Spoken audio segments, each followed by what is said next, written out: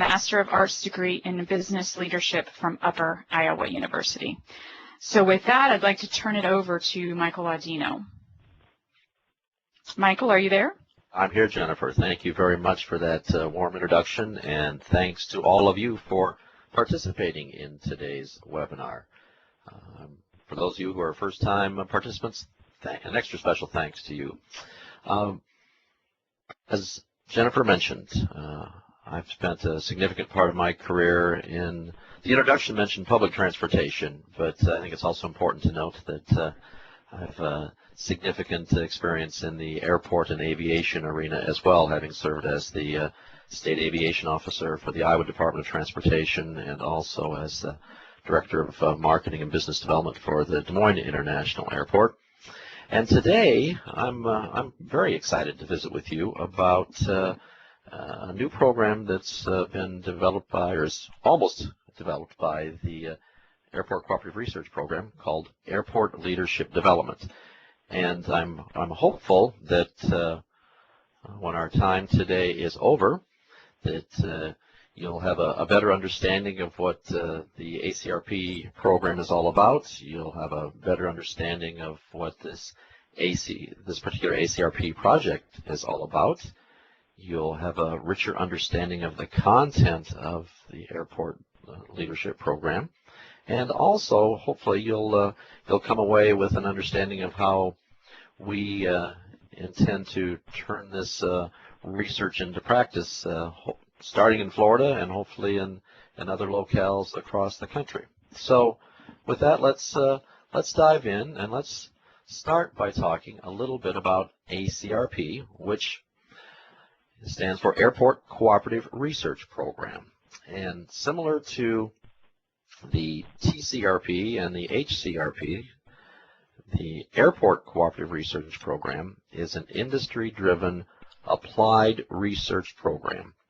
It's intended to provide solutions to everyday problems faced by airports and airport professionals.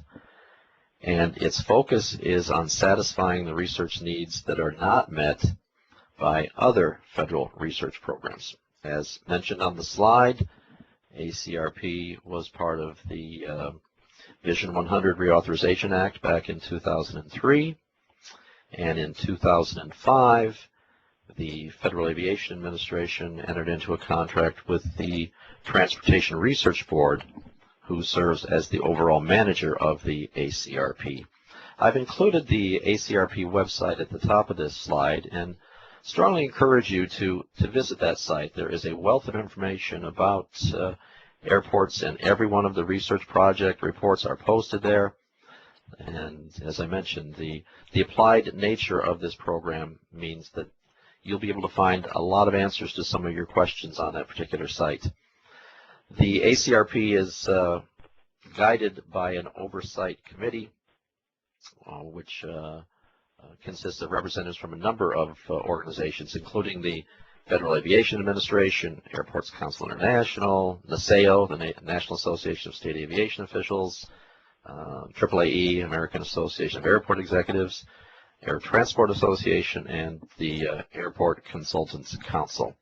So again, if you have any issues, whether it's related to airport leadership or managing an airport or more technically oriented issues and challenges at your airport, I strongly encourage you to visit the ACRP website.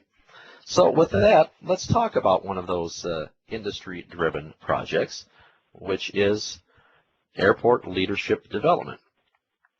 I've included the project number on the top, ACRP 06-02, and this project followed the same path as every other ACRP project. At some point in 2009, a representative from the airport industry submitted a problem statement, obviously recognizing that there was a need for additional leadership training in the airport industry.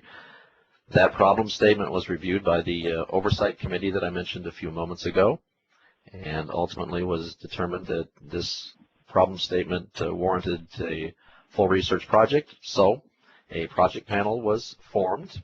I was fortunate enough to serve as the chair of that project panel, and in November 2010, we retained Ohio State University in association with three other entities: Direct Effect Solutions, which is out of Columbus, Ohio, the Columbus Regional Airport Authority, and HNTB.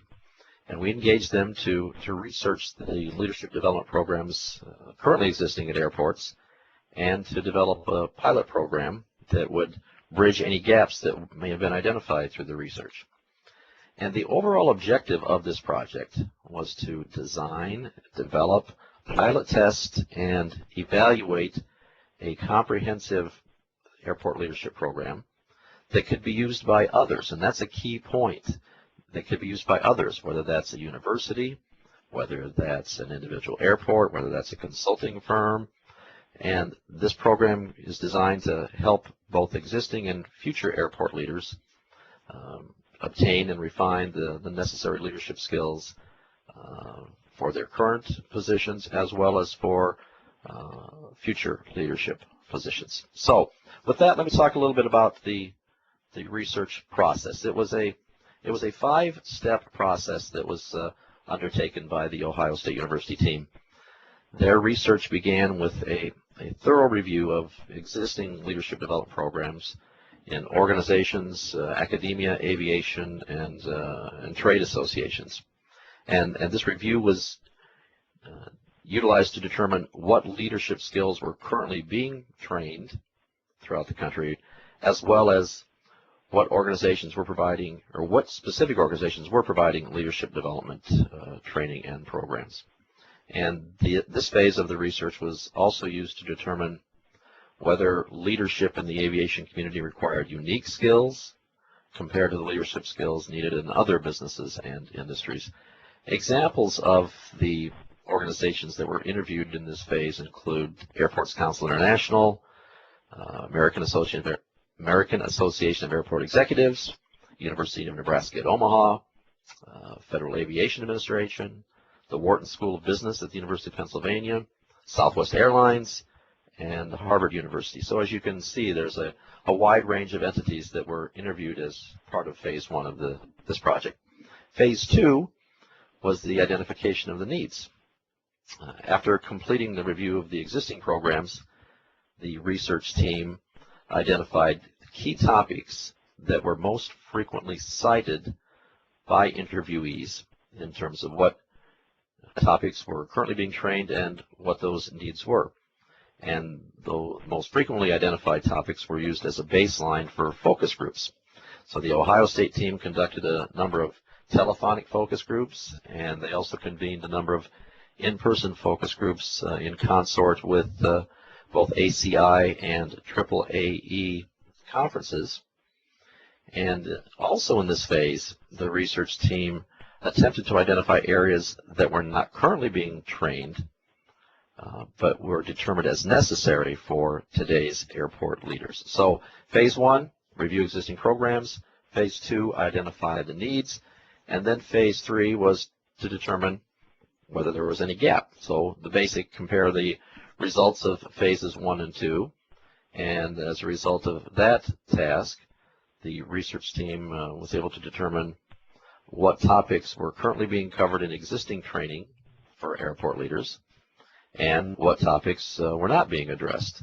And this phase also helped identify the unique attributes of aviation leaders or airport leaders compared to leaders and leadership skills in other businesses and industries. So, review existing leadership programs, identify the needs of airports, compare those two, identify where the gaps exist, and then as a result of phases 1, 2, and 3, the research team then developed a training program,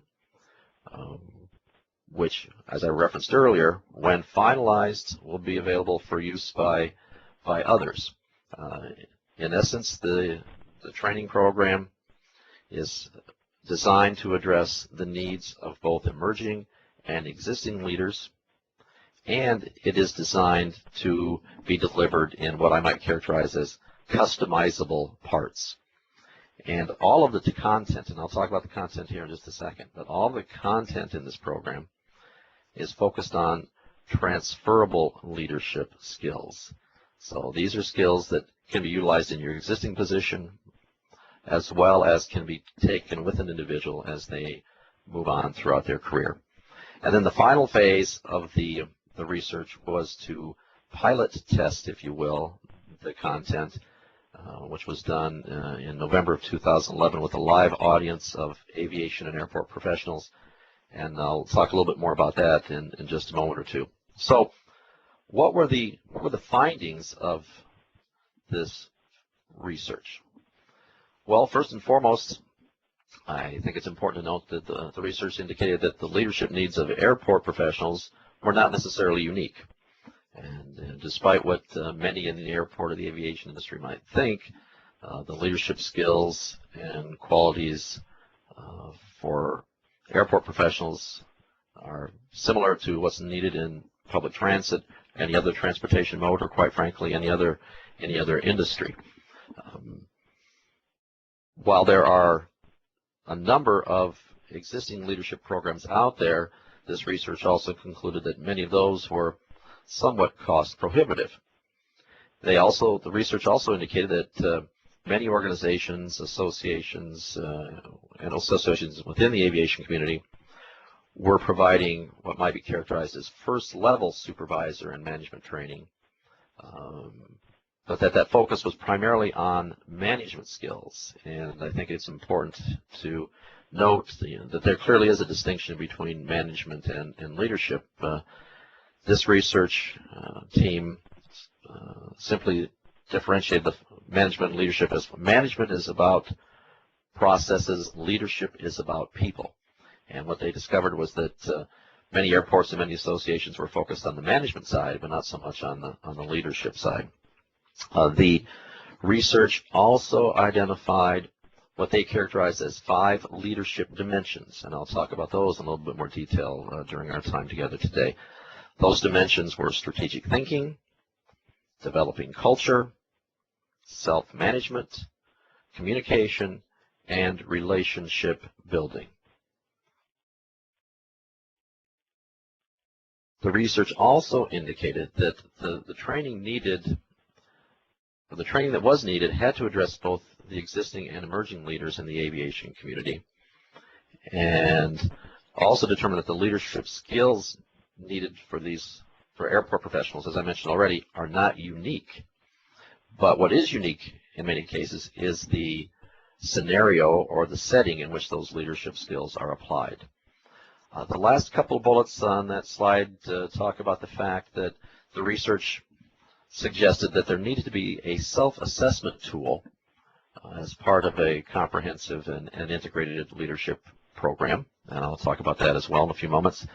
And lastly, one of the major findings was that for a variety of reasons, that many organizations and airports had not invested significant resources in training over the past decade or so, and subsequently you have this sort of merging of individuals who haven't had any training over the past decade, and you have to some extent an aging workforce, and so some of your veteran leaders are transitioning out of airport leadership positions. The younger leaders have not been afforded the training over the past decade, so subsequently the industry finds itself with this huge gap. So those were the key findings. The next 2 slides talk about what I would characterize as foundational elements of the program. It's, I guess, necessary that we begin with some type of a definition of leadership. So again, as the research team did its work, this was the ultimate definition that they utilized for leadership. And as it states there, it's a process. It's about a social influence. It's not so much command and control, but it's about influencing people, and it's capturing or engaging others to accomplish a common task. So clearly, at the end of the day, clarity of mission is important. But that's the definition that is utilized by the team and is addressed in the content that I'll address here in a few moments. And another key outcome from this research was this graphic, which, without going into too much detail, provides a graphic representation of the leadership journey that we all follow. Whether it's And it's repeated over and over again, whether there are new strategic planning initiatives, whether new information comes down the pike, whether there are organizational or environmental changes. The skills necessary to perform leadership functions are identified there in the middle. Socialization, relationship development, managing change, engaging employees and other stakeholders. What happens with many of us, frankly, is we're great with the strategic visioning and we want to immediately go to execution, and oftentimes we fail to address those elements in the middle.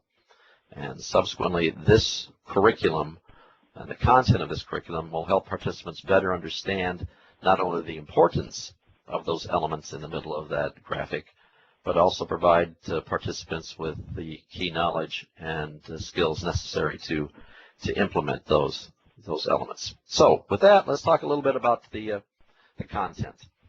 I mentioned a few moments ago that the findings from Phase 2 identified the 5 leadership dimensions. And these 5 dimensions are then addressed in the curriculum that was put together by the research team. The curriculum design, again, intended to address each of these 5 dimensions. And as I mentioned previously, the curriculum will allow for customization so that depending on the unique needs of an airport or an group of professionals, the content can be adjusted. It's designed, the curriculum is designed to also improve the leadership skills for people in their current position, as well as to help them, the emerging leaders who may want to move up or to move on. And one of the key elements also, and I'll address these in another moment or two, are these assessment centers, which provide real-world scenarios that will allow participants in the program to apply what they've learned to, as I stated, real-world airport situations. So this program isn't all theory. It is content that's applied. Just like the research, this is applied to real-world scenarios, which will help participants more fully understand how they can utilize what they learn starting today, if you will. One of the other key elements of this curriculum is what we're characterizing as our ticket to admission. Before an individual participates in the program, before their first moment of training, they will complete a 360-degree survey, which, for those of you who haven't participated in the 360-degree assessment, you're asking your supervisors, you're asking your peers, and you might be asking subordinates to evaluate you. And in this case, that evaluation will be based upon and aligned with those 5 key dimensions. So for people who are going to participate in this class, again, in advance, they'll be given a survey form and with a series of questions dealing with strategic thinking, developing culture, relationship building, communication, and self-management. Those questionnaires will need to be completed and submitted prior to the first day of class, and that then provides more of an opportunity for more individualized training for the participants in the classroom or in the curriculum. So 360-degree survey is the beginning, and as I said, the ticket to admission for the class. Those 5 dimensions that I've referenced on several occasions now will be dealt with. They've been combined into 3 broad categories: self-management, the leadership fundamentals, and executing leadership. And those 5 dimensions would be delivered over a 3-day time frame. First day would focus on self-management and would address the topics that you see referenced on the slide in front of you. Some of the learning objectives of day 1 would include an increased awareness of oneself and increased awareness of one's operating environment, an identification of the key attributes of self-managed leaders, be able to identify the different leadership styles, be able to draft a personalized leadership brand statement, and to develop a personal development roadmap. So after day 1, those would be the outcomes or the objectives that participants would come away with. Day 2 would focus on the leadership fundamentals. Again, addressing the topics that you see listed on the screen, everything from communication styles to decision-making and critical thinking. Some of the learning objectives that are addressed there include being able to distinguish or determine the differences in the various forms of communication, nonverbal, electronic, and verbal. Being able to identify 4 basic communication styles, determining actions for managing conflict, assessing personal critical thinking capability, and being able to classify decision-making types and decision-making approaches. So again, those are some of the learning objectives that participants would obtain during day 2 of the 3-day curriculum. And then the third and final day is the executing leadership day. And learning objectives there deal with understanding or better understanding the strategic planning process, including the key fundamentals, SWOT analysis, etc. Being able to define culture, determine ways to develop the culture that you want in your organization, comprehend the principles of team building, being able to equate major changes in one's life to events in the workplace, and also to be able to identify the forces of change. So those are the learning objectives from day 3. So again, it all begins with that ticket to admission, the 360-degree survey, and then the 3 days of training that, again, day 1 focusing on the self-management issues, day 2 being the leadership fundamentals, and day 3 being executing leadership. And as I mentioned a few moments ago, throughout the content of the course, there will be 4 different assessment centers where participants will have an opportunity to apply what they learned. The assessments are also an opportunity for whoever is leading or facilitating the training. The assessment centers provide an opportunity for that facilitator to observe whether or not the key learning objectives are being met, and which ones might need to be reviewed, which ones might need to be reinforced in order to maximize the learning for the participants. And as I mentioned, there are 4 assessment centers. One talks about building the business case. Another one addresses communication and conflict management or conflict resolution. A third one deals with the negotiation scenarios, and then what's characterized as the culminating activity combines strategic thinking and cultural transformation and relationships and communication into, as I stated, one real-world scenario that the participants would address. So what will, at the end of the day, an individual goes through this 3-day training, what will they derive? Well, they will come away with a personalized 360-degree survey report, which is a tool, very personalized, very individualized, which will help the individual better understand her or his leadership skills, what her or his peers and superiors and subordinates think about their behavior, and identify opportunities for improvement. Consistent with those opportunities for improvement, participants will walk away with what I characterize as a personal development roadmap, specific leadership skills and attributes that they would need to work on. And then finally, participants in the curriculum come away with solutions that they can put into place in their current position immediately. They don't have to wait for months and years to go by. They can go back to their respective airport and implement those solutions immediately. The program materials consist of the following 5 items. Now, I phrase it that way because the ACRP program manager is currently reviewing the final content, and it may be revised slightly. The topics will remain the same. The materials might be revised. But right now, there's a facilitator's guide, a participant guide.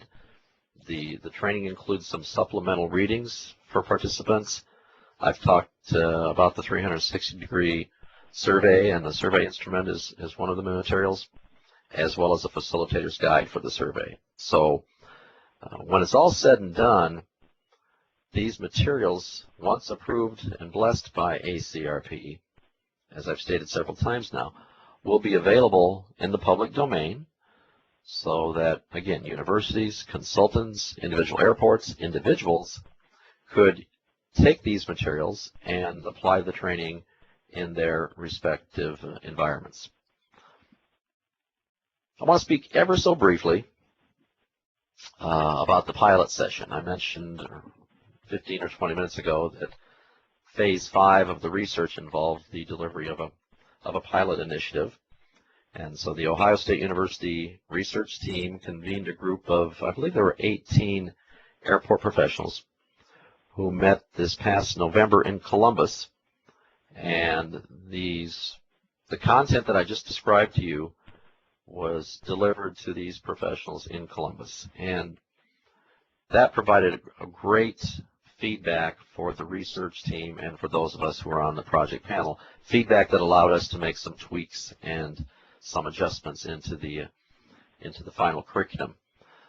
I've listed on the slide some of the key feedback items that were mentioned by those participants.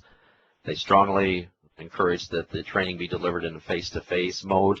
Clearly, some components of the curriculum could be delivered in a distance learning or computer-based training environment, but the participants in the pilot felt strongly that face-to-face was the best mode of delivery.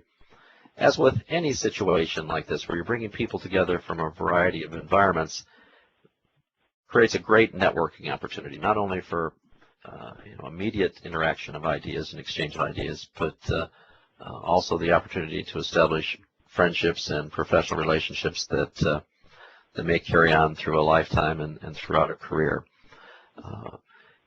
One of the other key pieces of feedback from the participants in the pilot session was that if there was homework, if you will, that was necessary, that would be done online and not take up key classroom time to accomplish that. What's not on your screen, I'll just a couple pieces of feedback from those participants. Several felt that the 360-degree survey was eye-opening on multiple levels. Several comments include they loved the class. Some felt that it was, I mentioned already, prep work should be done in advance as opposed to occupying classroom time. But the bottom line is the pilot session not only gave us, or gave the research team constructive feedback, but it also reaffirmed that they were on the right path and that overall the participants thoroughly enjoyed and derived great value from the curriculum. So that's the summary of the content. Now I want to switch gears just a little bit and talk about an idea and an initiative we have here in Florida to try and put this research into practice. And over the past 4 or 5 months, we here at the Center for Urban Transportation Research have been working closely with representatives from the Aviation Office of the Florida Department of Transportation and leadership from the Florida Airports Council to determine how we can deliver this program here in Florida. As I've stated several times now, once this curriculum and once this material is ultimately approved by ACRP, it's then available in the public domain. So our intent here in Florida is that, again, Florida DOT's Aviation Office, Florida Airports Council, and we at CUTR launch a leadership program hopefully sometime this fall. I've presented the idea to Bill Johnson and his colleagues at Florida Airports Council, and the Florida Airports Council Board has enthusiastically endorsed the concept. Aaron Smith and his colleagues at the Florida DOT's Aviation Office are also very enthused about launching this leadership program this fall. So we're excited about the prospect of taking this research, taking this material that, as I stated earlier, is in the public domain, and delivering it to airport professionals here in Florida. The thought is that we would launch the program or launch the class or conduct the inaugural class sometime this fall, assuming that the class is well received by participants. We would then envision providing additional sessions of the class, perhaps quarterly. We would institute a nominal registration fee for participants.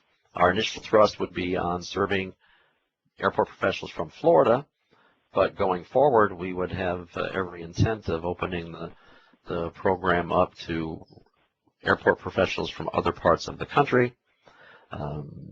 That also creates a greater opportunity for networking and the sharing of ideas. So we're excited. We still have a few details to work out. The primary detail, frankly, is obtaining final blessing from the ACRP program manager on the content. But I just spoke with Mike Salamone, who is the ACRP program manager, 2 days ago, and Mike's hopeful that he and his staff will be able to give that final blessing sometime in the next couple, 3 weeks.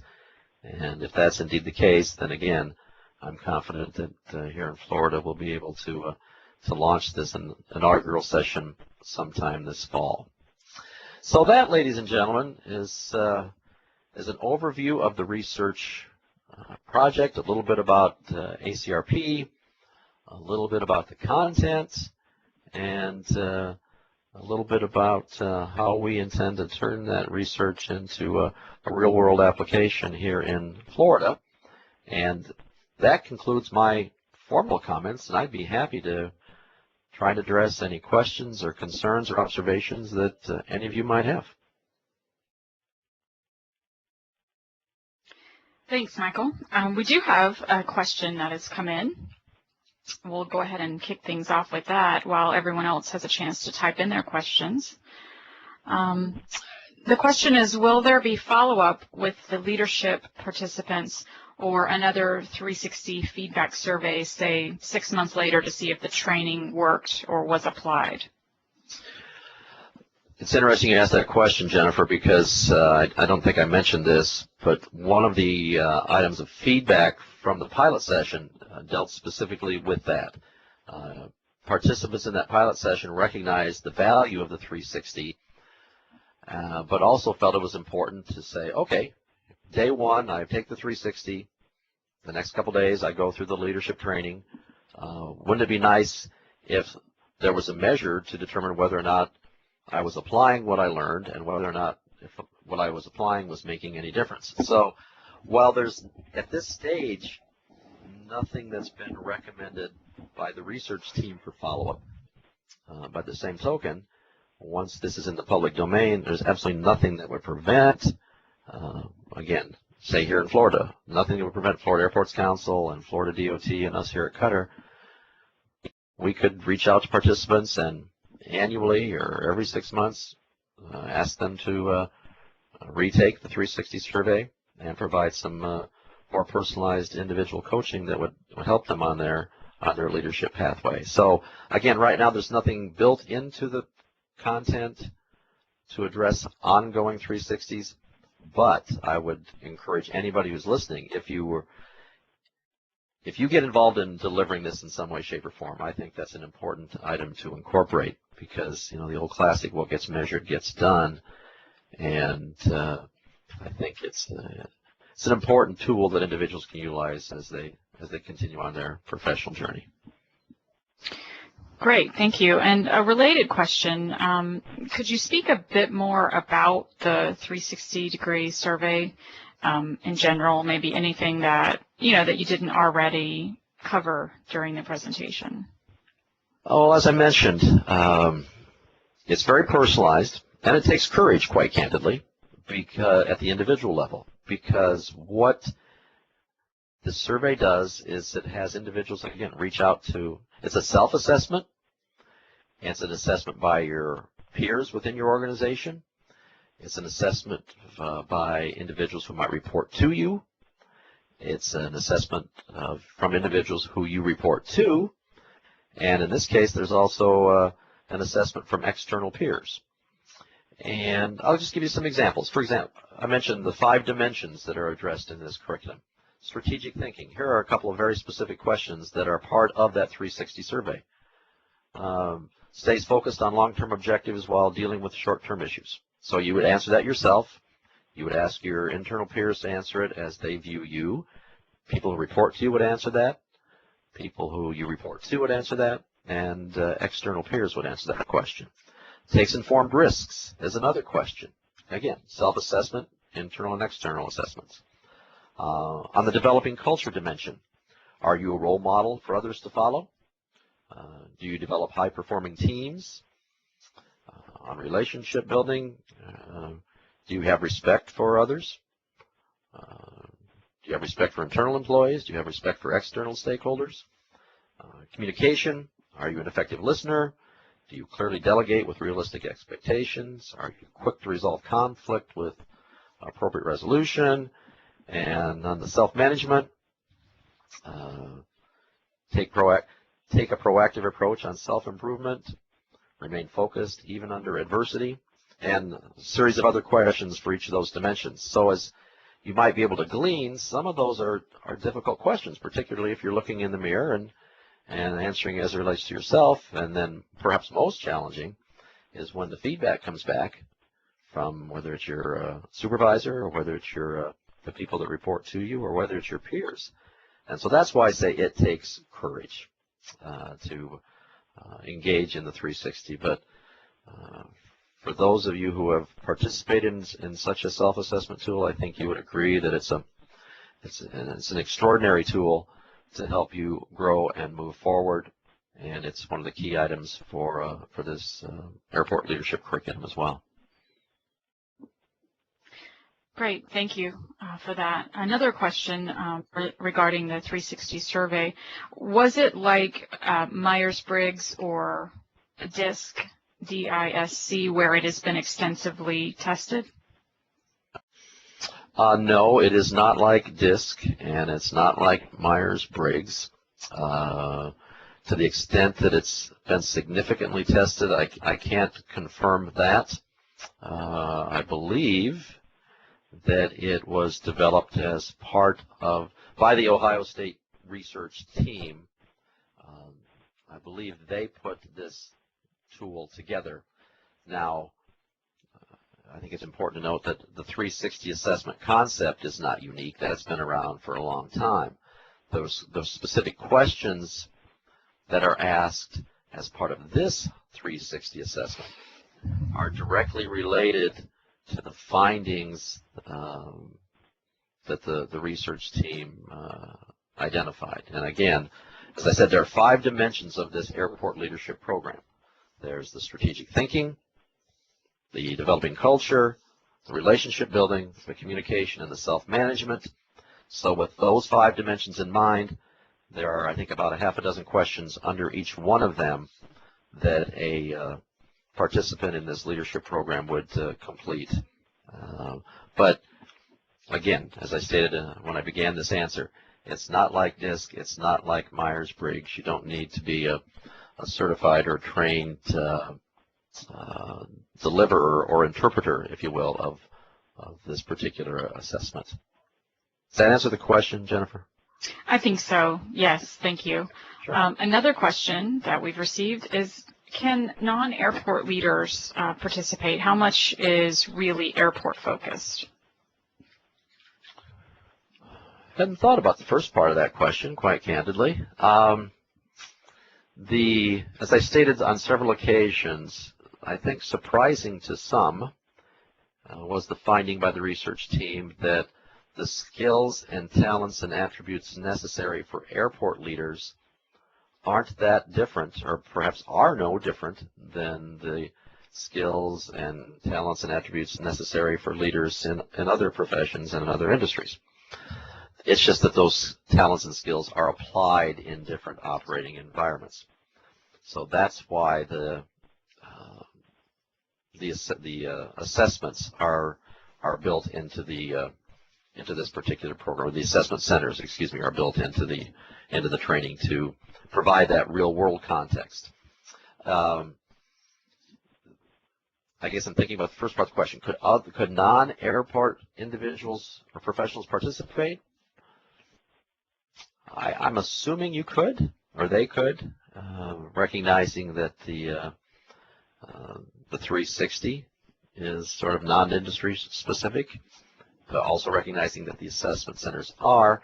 I would think one of the potential downsides would be that from a networking point of view, if you had a group of 20 people, 19 of them were airport professionals, and one came from some other industry, I guess two sides of that coin. On the one hand, from a different industry might add some unique perspective, and on the other hand, it might minimize the opportunity for networking. But I guess kind of bottom line is the program is designed to serve the airport industry and airport professionals, but I guess there's always room for adaptation and change. So that's a long-winded way of saying yes and no, Jennifer.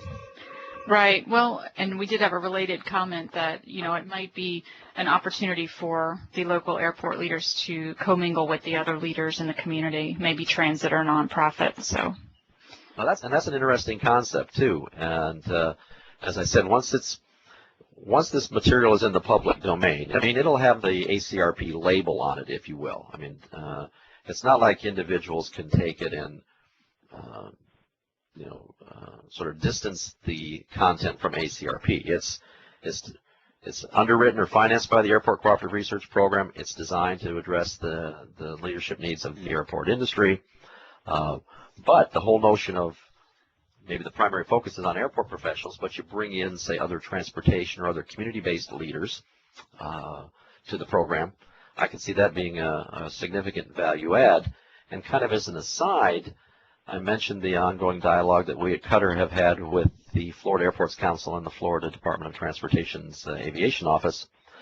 We've spoken about this leadership curriculum, but we've also spoken a little bit about, are there other training needs for Florida's airport professionals? And one example that surfaced was particularly for smaller airports where the policy board or the advisory board are professionals from other industries who serve in a part-time capacity, and many of them are in need of training, whether it's related to leadership or just overall aspects of running an airport. So there would be some value in bringing people in from various industries, I think. Great. Thank you so much. Those are all of the questions that I have received from our audience. So I want to thank all of you for participating and attending today.